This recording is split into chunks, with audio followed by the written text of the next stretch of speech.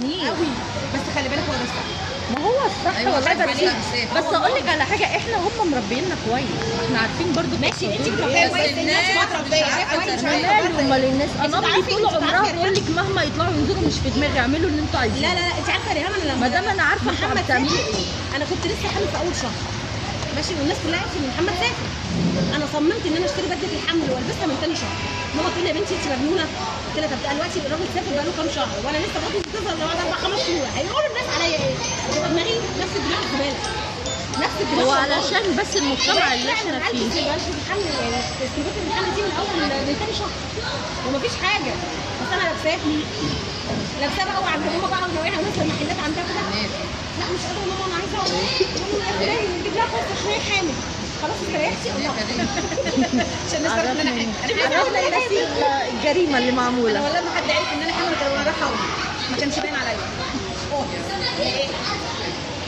لا كانت دي ليها بصه كده عليا، اللي هو ايه، خلاص احنا فعلا خدنا قعدتنا ومشيتنا واحنا جايين في الطريق، قوم امشي. انا كنت مره يعني لا ما هو بس بعد ما كان بيمشي كانت بتفرج الشارع عليا، بيتفرج الشارع. هي دي بقى اللي ايه سبب الزفه بتاعتها اللي بتعملها لي منين على طول، لحد بقى ما رشا اختي كلمتها وقالت لها ما ينفعش ومش ما ينفعش. قالت لها لا اصلي انا ما مش مرتاحه، ما برتاحش، كفايه ان هم مع بعض في الشغل.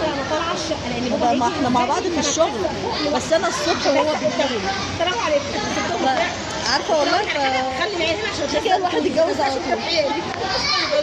هي عروسه واحده جات لي. يا ريتني ما اتجوزت والله، كنت جميله كنت شمعه منوره.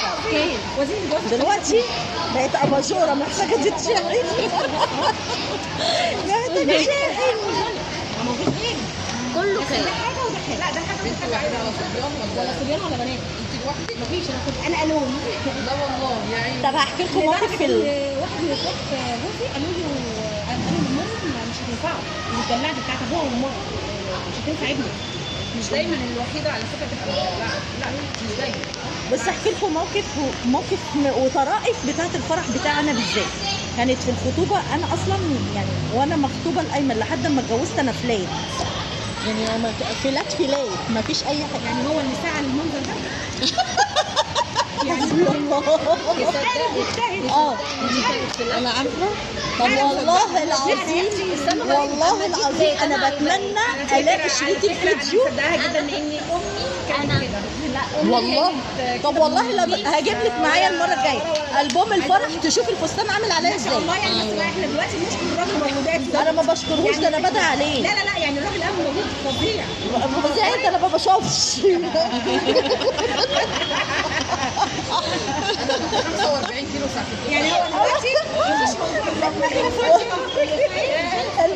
مفيش هي دي. بصي والله فكانت الخطوبه بتاعتي في شهر 2، وانا من النوع اللي انا كنت باجي من الشغل، كانوا بيطلعوا ايمنا في المطعم ساعتها، فكنت باجي من الشغل على الساعه 8